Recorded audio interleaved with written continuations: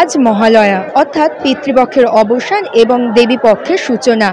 আজকের দিনে দাঁড়িয়ে ফুলের পরিস্থিতি কেমন? টিভির পর্দায় চোখ রাখলে আমরা দেখতে পাচ্ছি বন্যায় ক্ষতিগ্রস্ত বেশিরভাগ জমি। ক্ষীরাই যেখানে ফুল চাষের জন্য বিখ্যাত সেটাও কিন্তু চলে গেছে পুরোপুরি জলের তলায়।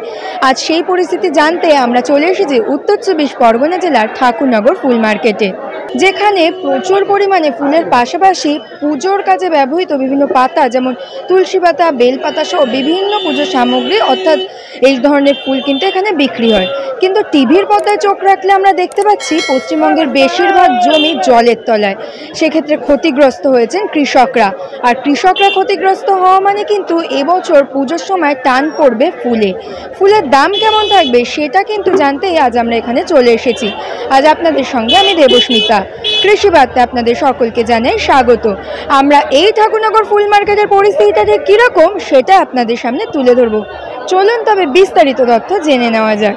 আচ্ছা, এখানে যে আমরা দেখতে পাচ্ছি ফুল বিক্রি হচ্ছে, অন্য বছরের তুলনায় কি এবছর ফুল মার্কেটের পরিস্থিতি কেমন? আপনার অন্য বছর থেকে এবছর 90% মাল কম।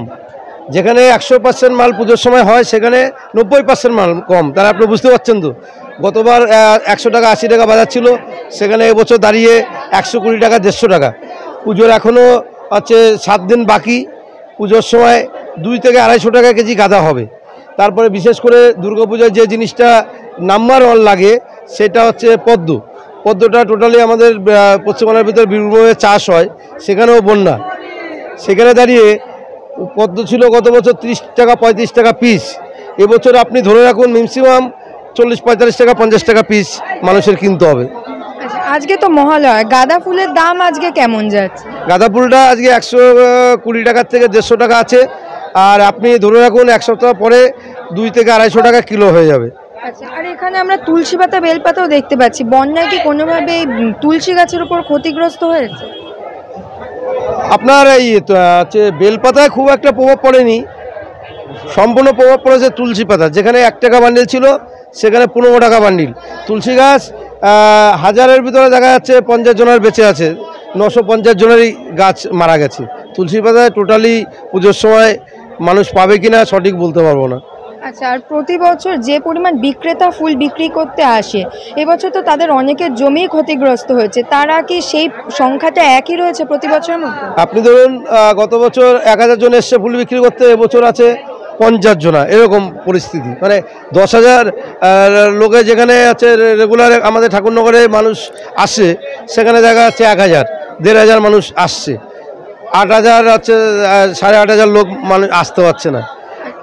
আচ্ছা, ফুলের দাম বাড়ার জন্য কি ক্রেতায় কোনোভাবে টান পড়েছে? যেমন দেখা যাচ্ছে একটা মালা গত বছর বিক্রি হয়েছে 50 টাকা, এবছর যখন 70-80 টাকা বলবে, এই যারা এখান থেকে কলকাতায় যান তারা তো বুঝবেন না আমাদের এলাকায় এত বন্যা। তখনই হচ্ছে যারা কাস্টমারের সঙ্গে খরিদারের সঙ্গে তখন হচ্ছে দু কথা কাটাকাটি হয়। আমি তাদের বলবো যে এবছর ফুল নেই, আপনারা কোনো লোকের সঙ্গে গণ্ডগোল করবেন না।